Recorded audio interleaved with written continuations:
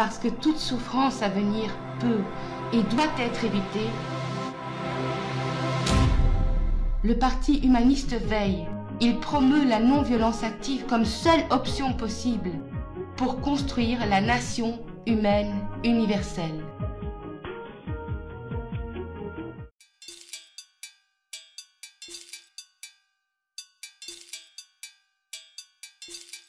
Le 6 août 1945, à 8h15 du matin, la première bombe atomique est larguée au-dessus de la ville japonaise d'Hiroshima.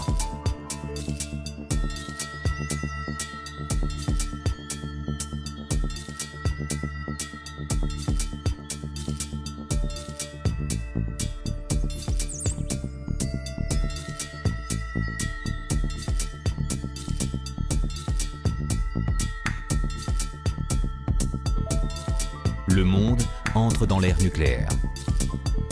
La ville est rasée, les morts sont innombrables. Le Japon est en état de choc.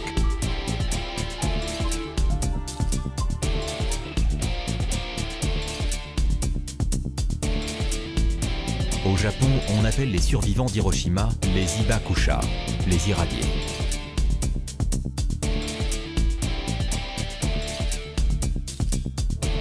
Les attaques nucléaires étaient-elles nécessaires?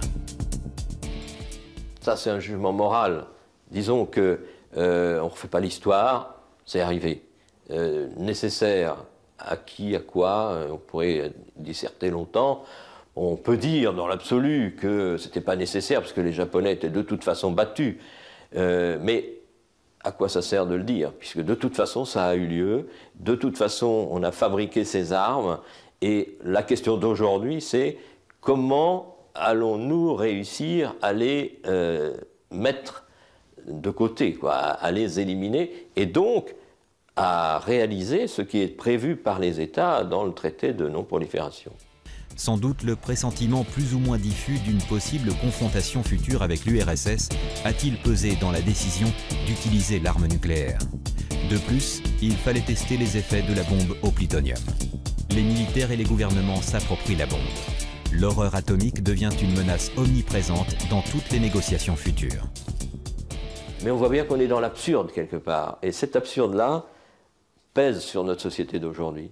Et il y a pas mal de gens qui commencent à expliquer les malaises du monde d'aujourd'hui par ce pouvoir de destruction totale et une société humaine qui n'a pour avenir, pour perspective ou pour horizon que la destruction totale. Elle peut se laisser aller à un tas de dérives, à un tas de dérèglements, la drogue, le crime, etc.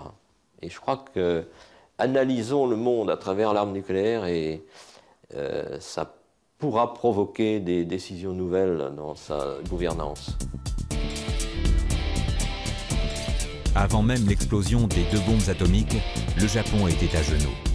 Le potentiel industriel japonais avait été systématiquement visé et détruit par les bombardements massifs des B-29. La marine japonaise n'existe quasiment plus et la plupart des infrastructures du pays sont à rebâtir. Les approvisionnements en matières premières et en produits pétroliers sont coupés. Même le ravitaillement en vivres des populations pose problème. Pour le Japon, l'année 1945 est considérée économiquement comme une année zéro. Tout est à reconstruire. Et ce qui n'est pas détruit est à reconvertir. Le Japon, c'est paradoxalement, après la guerre, économiquement bien développé, mais une des raisons fondamentales, c'est aussi qu'on lui a interdit d'avoir une armée. Et tous ces investissements industriels ont été consacrés à l'industrie, à l'activité économique civile, et on sait ce que ça a donné du point de vue économique.